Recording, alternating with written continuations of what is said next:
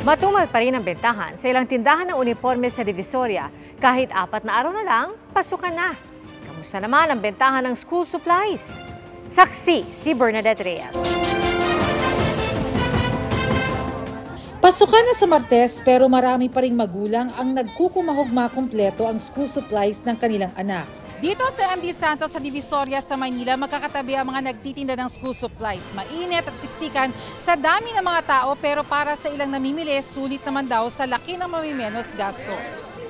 Si Ella halimbawa, 6 ang anak na nag-aaral. Kaya naman sa halip na sa mall, dito namimili para mapagkasya ang budget. Kapag po sa mall, sobrang yung 10,000 po kulang pag sa mall po namili. School supplies lang po yun, hindi po kasama yung mga uniform, yung bags, tsaka po yung shoes. Si Lorena naman taga Zambales pa, tinaon din ang lakad sa Maynila para mamili ng school supplies sa Divisoria. Medyo mura-mura nga kasi ang isang rim ng notebook magpagmaramihan. 285 yata, ito 80 ganyan. Gaya ng nakagawian, mura na sa Divisoria pero pwede pang tumawad. Mas marami ang bibilhin, mas malaki ang discount.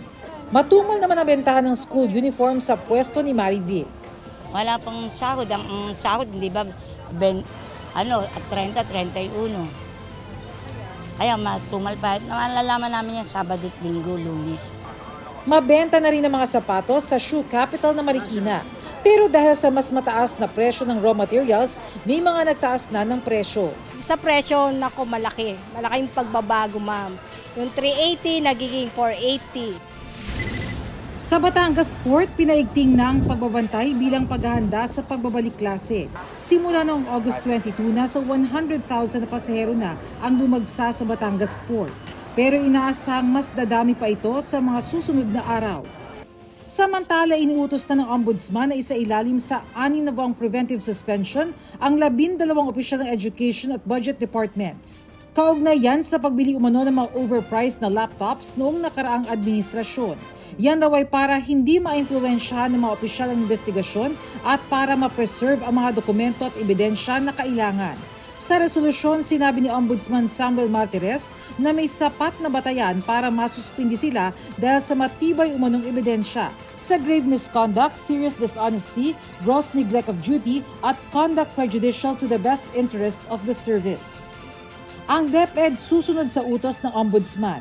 Tiniyak naman itong hindi apektado ang kanilang paghahanda para sa bagong school year.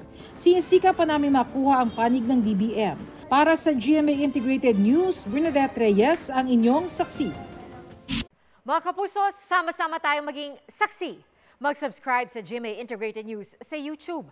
Para sa mga kapuso abroad, samahan niyo kami sa GMA Pinoy TV at sa www.gmanews.tv.